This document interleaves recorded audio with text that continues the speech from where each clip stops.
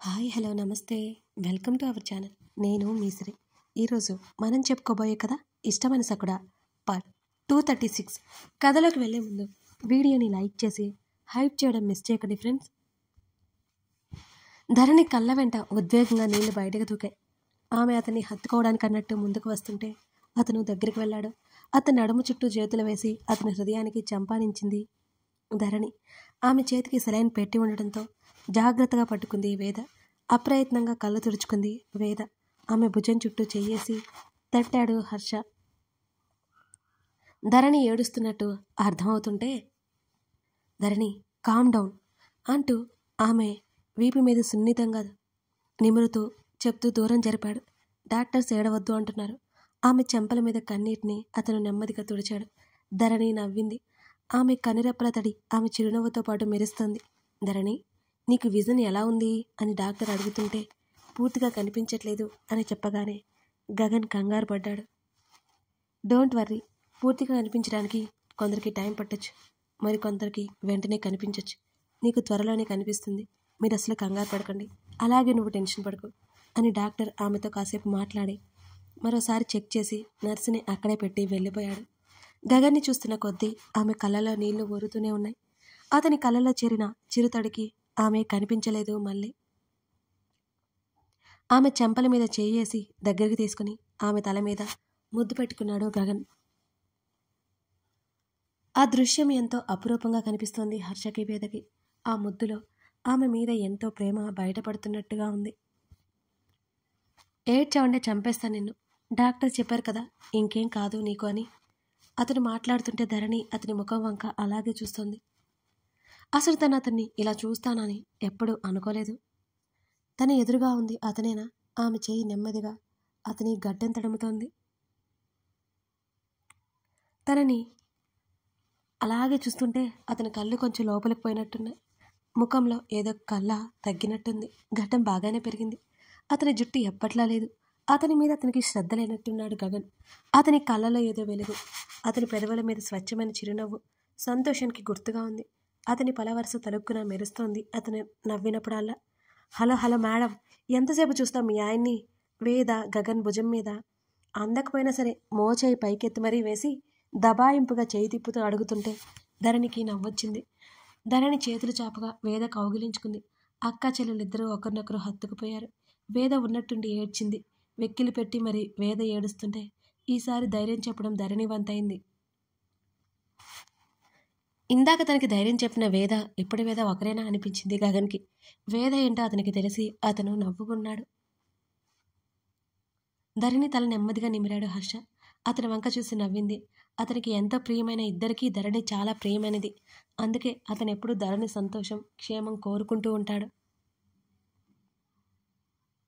వేద కళ్ళు తుడుచుకుంటూ దూరం జరిగింది. ఐఎమ్ సో హ్యాపీ, నీకోసం అమ్మ వాళ్ళు చాలా వెయిట్ చేస్తున్నారు, పిలుచుకొస్తానుండు అంటూ వేద బయటికి పరిగెత్తింది. కూతుర్ని కౌగిలించుకుని రేవతి ఏడవసాగింది. మాలవిక సంతోషానికైతే అవధుల్లేవు. తన తండ్రిని మావిని చెరోవైపు పట్టుకుని చిరునవ్వుతో చూస్తుంది ధరణి. వారం రోజుల తర్వాత ఇల్లంతా సందడిగా ఉంది.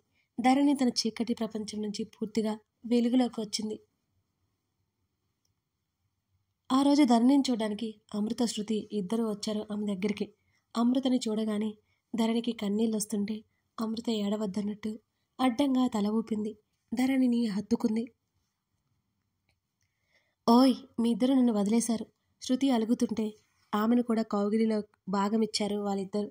స్నేహితురాళ్ళు ముగ్గురు నవ్వుకున్నారు. ఎవరు చేదుగతం గురించి మాట్లాడుకోలేదు. బోల్డని మాటలు చెప్పుకున్నారు. తమ స్నేహాన్ని నెమరు వేసుకున్నారు. అందరూ తన కళ్ళ ముందు భోజనం చేస్తుంటే ధరణికి మనసంతా తృప్తిగా ఉంది. మాలవిక రేవతికి మధ్య కూర్చొని వేద మాట్లాడుతూనే ఉంది. వేద మాటలకి నవ్వుతున్నారు వాళ్ళు, నవ్వుతూనే ఉన్నారు. గగన్ హర్షతో పాటు రాజేష్ కూడా దూరంగా ఎక్కడో ఉన్నారు. వాళ్ళు మాట్లాడుకుంటున్నారు. అప్పుడప్పుడు గగన్ చూపులు తన్ని తడమడం ధరణికి తెలుస్తూనే ఉంది. గడ్డం కింద చేయి పెట్టుకుని అతన్నే చూస్తోంది ధరణి. ఆమె కాసేపటి తర్వాత గదిలోకి వెళ్ళిపోయింది. నిశ్శబ్దమైన ఆ గది కిటికీ కట్టెలను పక్కకు తోసింది. బలంగా ఊపిరి పీల్చుకుని చిరునవ్వుతో ఆ గది అంతా కలయజూస్తుంది.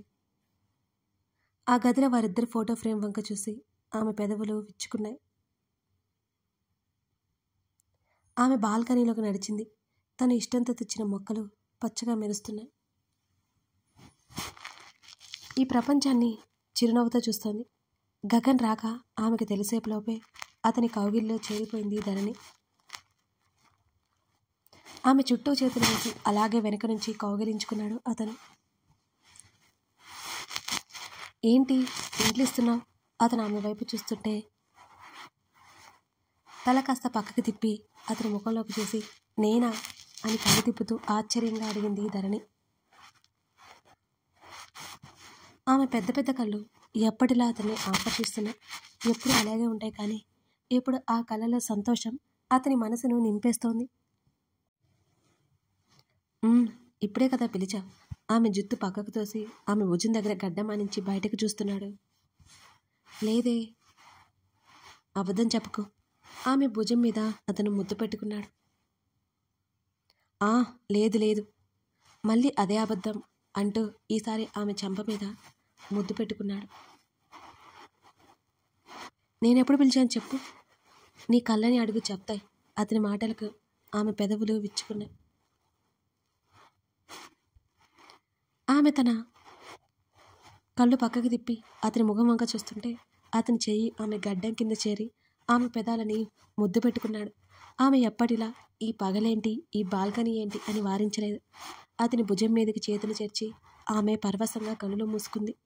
అతను వదిలిన మరుక్షణం ఆమె కళ్ళు దించుకుంది. అతను ఈసారి సంతోషంగా దీర్ఘంగా నిట్టూర్చి ఆమెను అలాగే హత్తుకున్నాడు. ఆ పగటి వెలుగంతా విరబూసింది. అలాగే వాళ్ళ జీవితం కూడా వెలిగిపోతుంది.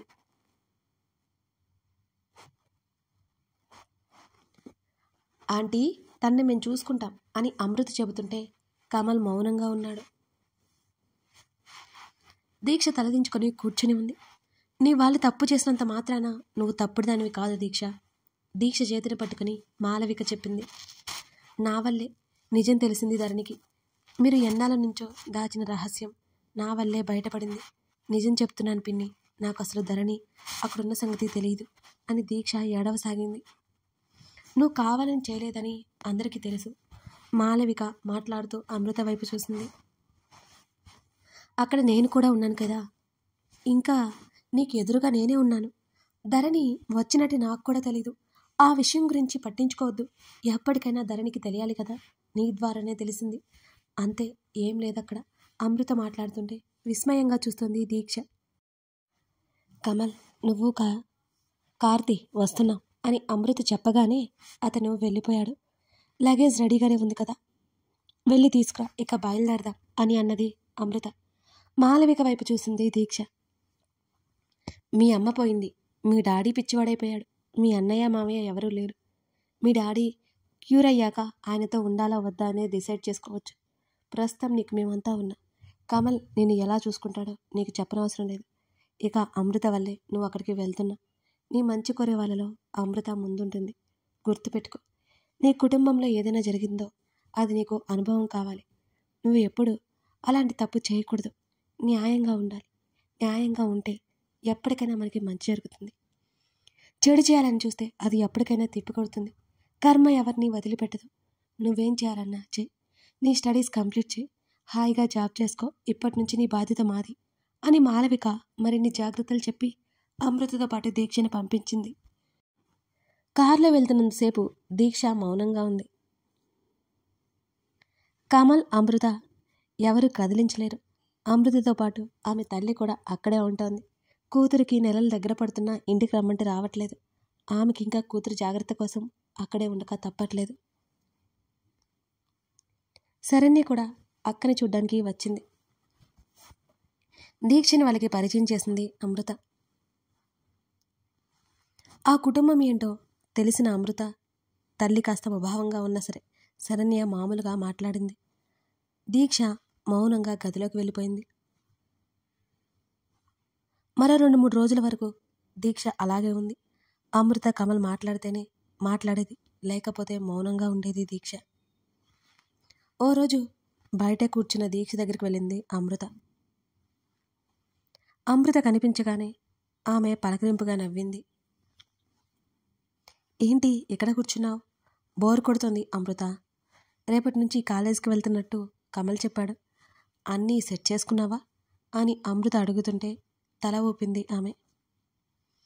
అయినా నీకు బోర్ కొడితే మా చెర్రీ ఉందిగా, తనది నీ ఏజే. అమృత చెప్తుంటే దీక్ష నవ్వింది. నేను హాస్టల్కి వెళ్ళిపోతాను, బావతో చెప్తావా? అమృత నీ బ్రతిమారింది దీక్ష. దీక్ష ఇలాంటి టైంలో ఒంటరిగా వదలడం అమృతకి ఇష్టం లేదు. ఆమె మనస్థితిని బట్టి ఏదైనా చేసుకోవచ్చనిద్ది అమృత ఆలోచన. 1-2 సార్లు ఆలోచనలు కూడా వస్తున్నట్టు మాలవికతో చెప్పడం విన్నది అమృత. దీక్ష చేతిని పట్టుకుని, నువ్వు కమల్ని చాలా ప్రేమించావు. అతని కోసం ఏదైనా చేయడానికి నువ్వు సిద్ధపడేదే. పడ్డప్పుడు నీ ప్రేమ ఏంటో నాకు అర్థమైంది. చిన్నప్పటి నుంచి భర్తగా కోరుకున్న బావకి భార్యగా మరో అమ్మాయి వస్తే ఎలా ఉంటుందో నీకు. నేను నీ ఫీలింగ్స్ని అర్థం చేసుకోగలను. నువ్వు చేసింది తప్పు కాదు. అలాగే నువ్వు ఇక్కడ ఉండడం వల్ల నాకు ఎటువంటి ఇబ్బంది లేదు. కమల్కి నాకు మధ్య ఒక బంధం ఉంది. అంతకంటే ముందు మా ఇద్దరి మధ్య అండర్స్టాండింగ్ ఉంది. నువ్వు ఉన్నంత మాత్రాన మా ఇద్దరికి ఎటువంటి గొడవలరా అని ఒక క్షణం ఆగి, ఇంకో విషయం, ఆ రోజు నిన్ను ఇంట్లో నుంచి బయటకు వెళ్ళిపోమని చెప్పడానికి కారణం నువ్వు నా సెల్ఫ్ రెస్పెక్ట్ని హర్ట్ చేయడం, అంతే. నువ్వు కమల్ని ప్రేమించడం ఇష్టపడ్డావని మరేదో కారణం కాదు. అది కూడా నీకే తెలియకుండా మీ మామయ్య వల్ల జరిగింది. నువ్వు రియలైజ్ అయ్యావు. నీ జీవితాన్ని నువ్వు ఒక దారిలో పెట్టుకోవడానికి ఇప్పుడిప్పుడే ప్రయత్నం చేస్తున్నావు. నువ్వు ఒక మంచి దారిలో నడుస్తున్నావు. నీ కుటుంబంగా మేము నీకు ఎప్పుడూ తోడుగా ఉంటాం. నా భర్తకు నీ కుటుంబం చిన్నప్పటి నుంచి ఎంతో ప్రేమను అందించింది. ఒంటరిగా వదిలేలేదు. ఇప్పుడు నిన్ను అస్సలు వదిలేయలేను. అసలు నువ్వు ఏ తప్పు చేయలేదు. నీ తల్లిదండ్రులు చేసిన తప్పుకి నువ్వు బాధ్యురాలివి కావదు. కాబట్టి గిల్టీనెస్ వదిలేసి నీ లైఫ్ మీద ఫోకస్ చేయి. స్నేహపూర్వకంగా ఆమె చేతిని నొక్కిపట్టి వదిలింది అమృత. అమృతని గట్టిగా కౌగిలించుకుని ఏడవసాగింది దీక్ష. ఆమె మనసులో భారం పోయే వరకు ఏడుస్తూనే ఉంది. ఓదార్పుగా ఆమె చుట్టూ చేతులు వేసింది అమృత. కాసేపటికి కళ్ళు తుడుచుకొని దూరం జరిగింది. థ్యాంక్ యూ సో మచ్ అమృత. నా వల్ల ఇబ్బంది పడినందుకు నన్ను క్షమించు అని మనస్ఫూర్తిగా చెప్పింది. అమృత నవ్వి ఊరుకుంది. నాకు కిడ్స్ అంటే చాలా ఇష్టం. నీకు బేబీ వచ్చాక నేను ఎత్తుకుంటాను, సరేనా? దీక్ష చిన్నపిల్లలా పర్మిషన్ అడుగుతుంటే అమృత నవ్వింది. అప్పుడు నేను రెస్ట్లో ఉంటాను. నువ్వే కదా చూసుకోవాల్సింది. ఈలోపు నీ స్టడీస్ మీద ఫోకస్ చేయి. అమృత సీరియస్గా వార్నింగ్ ఇచ్చినట్టు చెప్తుంటే దీక్ష మనస్ఫూర్తిగా నవ్వింది. ఆ రోజు నుంచి దీక్ష తన జీవితం కోసం ఏదో తెలుసుకుంటున్నట్టుగా తేలిగ్గా మారిపోయింది. మరోవైపు కొన్నాళ్ళకి అద్దంలో చూసుకుంటున్న గడ్డం ట్రిమ్ చేసుకుంటున్నాడు గగన్. ఈ లిక్ కూడా బాగుంది అని ధరణి అతన్నే చూస్తూ చెప్పింది. నువ్వేంటి బాత్రూంలో కూడా వచ్చేసావు?